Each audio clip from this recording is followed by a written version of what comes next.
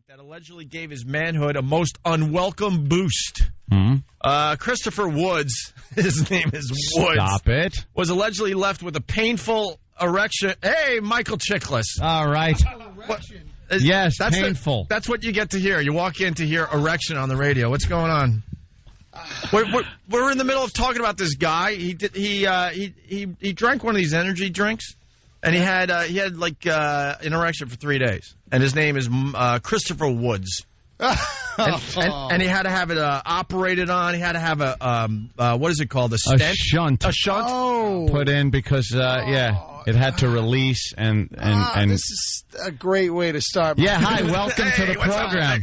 Welcome. See, we decided to go with some filler because you're a little late, and then you walk in the middle of our filler bit. That's all right. But really fast. So Woods, he drank this, it's called Boost Plus, a protein drink that comes in whatever. What is there, Cialis in it? What's that about? You would think. Yeah. But it's just some kind of, those energy drinks that they show people drinking on the commercials, and it's supposed to give you some kind of energy. I never knew it did this, but apparently it does. Yeah, the 29-year-old Harlem man awoke a day later with an unrelenting erection that, according to the lawsuit filed in Manhattan Supreme Court, needed to be treated with a shunt. Oh, my God. You never want to shunt. That's a fat girl with a hammer. Hi, Michael. How you doing? Good to see you. And then they, really fast, that didn't help the situation, so then the arteries to his penis had to be clogged through. Oh, all right. Through some kind of procedure. I'm here now. To stop the flood of blood. I'm here now. The flow of blood, excuse me. I'm here now. Enough of this story. You've just made the stock for that company. You just I know. Now people are going to buy it. Yeah, I don't know. I think people are going to buy it. Yeah, that's true. It's a toss-up. Will it go up? Yeah. Michael, you're not going to remember. You're having an unbelievable career, and you're not going to remember this, but I got to say it. Anthony and I were first starting out in radio. We were out in L.A. at the Comedy Store. We worked together officially like a week. And we were really new to this business, and we interviewed you at the Comedy Store, and you were beyond cool to us. That was a And I never forgot it, because there were a lot of guys that were douches that day, because they realized we were very green and new to this. But you were really, really cool, and I never forgot that. It was around the Oscars. I'm glad to hear it. And I know you don't remember us, and that's fine. You've probably done a million interviews, but it has to be said. I remember that day, but it was a cluster. We went from didn't we go from station to station to station? That's right. See, we're lucky we don't have to do those anymore. There you go. Good, man. And guess what? You guys are kicking ass. Finally making it. I love it. Did you ever, when you were like a kid, you probably were reading Fantastic Four and that type of stuff, right? Like, I mean, everyone knew it. Did you ever look at the thing and go, "Yeah, I'll be him someday"?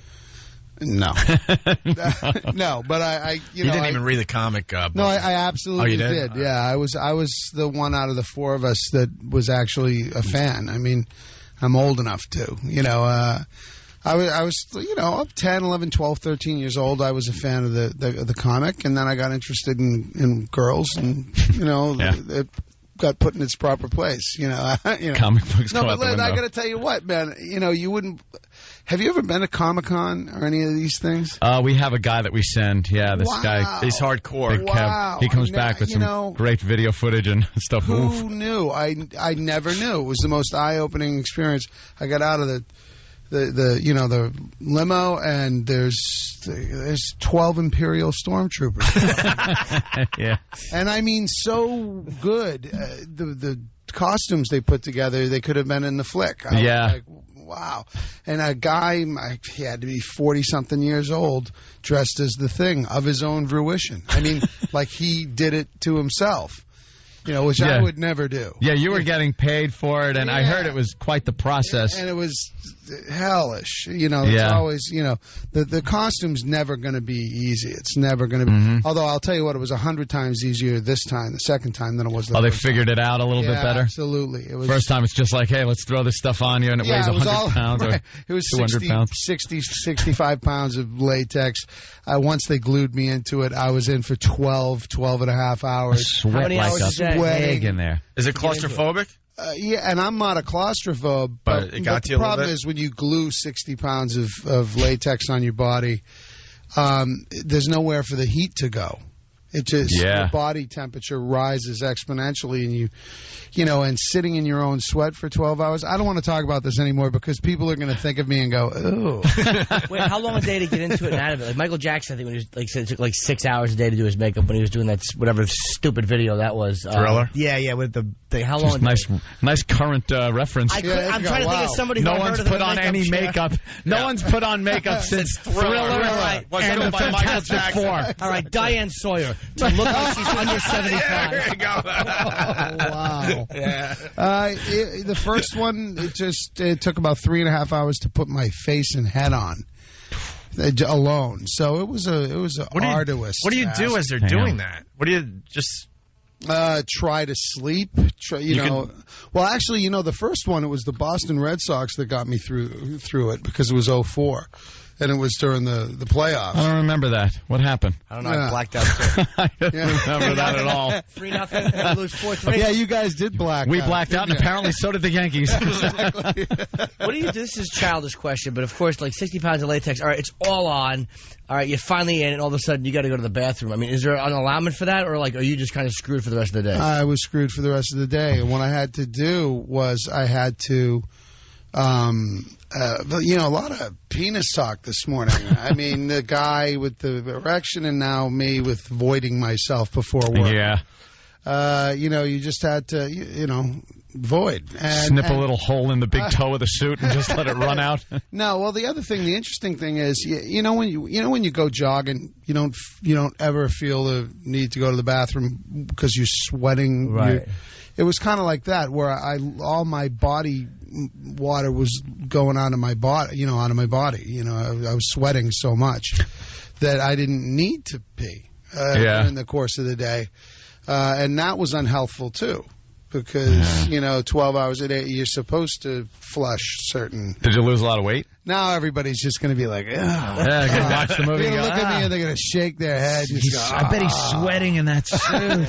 This is good. This is just as hot as talking to Jessica Alba. Exactly. I mean, I would ask her the same question. No, but this is why we suck, man. Jessica Alba, sweaty?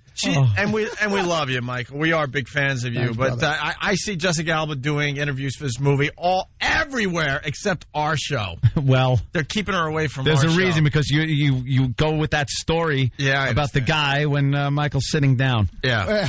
I walk in and I hear him. Actually, one of our guys was told to take his arm off Jessica Alba last time we ran into you guys. Poe put his sweaty armpit, one of the security guys, his sweaty armpit on her shoulder. And we were just like, oh, my God. And they were and she was like, what are you, the thing? Yeah, what are you wearing, a suit? What is that, latex? We spoke to you when, I guess, the commish was on. Yeah. Oh, my God. And, wow. a while ago. Years ago. That was the last time we talked. But I brought up, I remember that, and I brought up the fact that after you did the Belushi movie, so many people were saying, boy, this guy's career in Hollywood is over. Yeah. He's done. Yeah. And I wonder how that's got to feel for you to be able to kind of, even if you're a humble guy, to go, hey, up yours, look what's going on now. Then you had, The Shield, which was just, it's a hugely popular show, broke a lot of ground with that show, too. Yeah. And it's kind of like, it must be nice. Quietly, peacefully, in the hours at home by myself with my wife. It's vindicating. No question. It was a scary time, to be 23 and do your first movie and have people go, you're done. That's it. You're done in this town. You go, you'll never work again. What? Michael Chiklis does not get that picture. I'm sure it went just like Waltz. that. No, listen, I'm glad that my instinct back then wasn't to fight anybody. Wasn't to, lash back or, because I knew I couldn't win. I didn't come from means, any money or anything, so I didn't have any.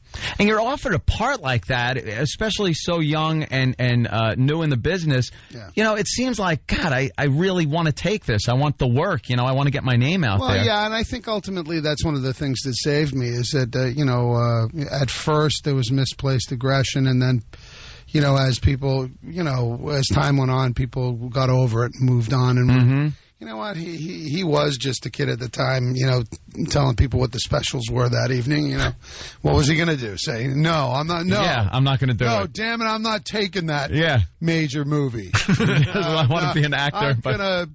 I'm going to do an independent film. Yeah, exactly. In Turkey. So they got it. Yeah, exactly. That's good. And then I hate jumping around here, but we're running out of time. Damn it. The Shield was pretty much the first show that really broke that boundary on even a cable channel where you tuned in and watched and people went, what the hell did he just say? And you're like going, wait a minute, what did I just hear? Hey, listen, were you surprised when you read the scripts and said, is this going on television? My biggest thing with doing it was, you know, the first thing I said was, well, first of all, what is FX? You know, right. I didn't know who they were, never heard of them.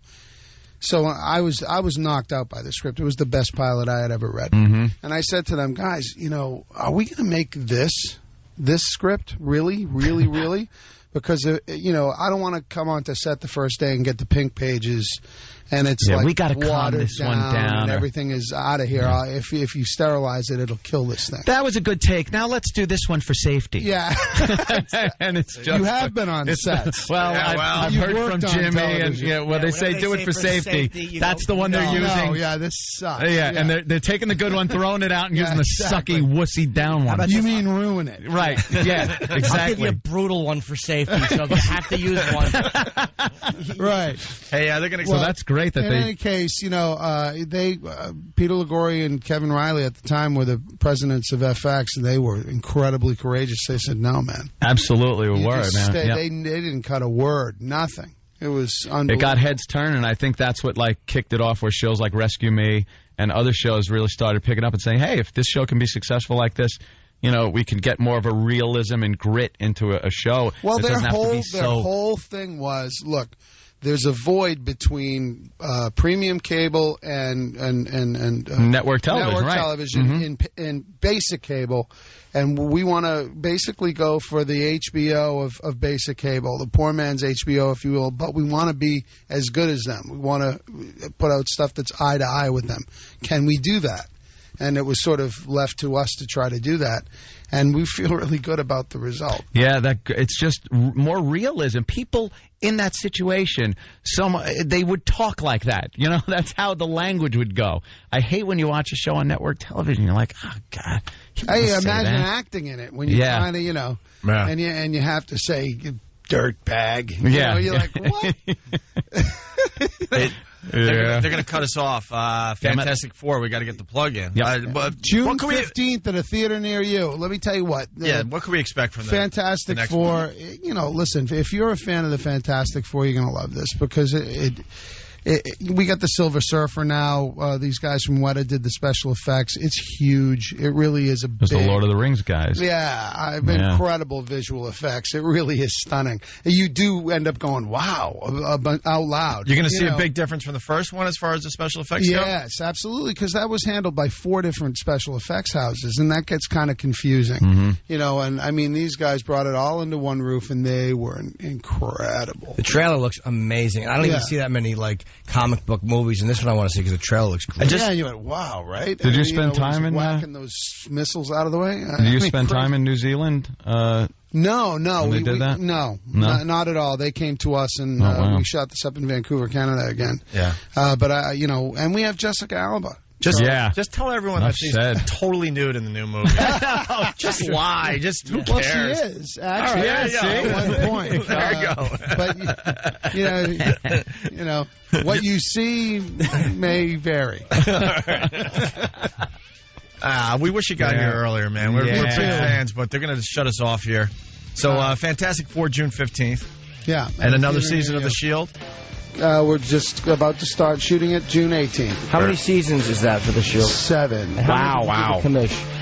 4.5. Oh, that's almost 12 years on television. God, that failed career of yours. My God. Blockbuster movies. Thanks, guys. Right. Michael Chiklis. Thank you, man. Thank you. All right, we're out of here. They're going to cut us off. It's Opie and Anthony.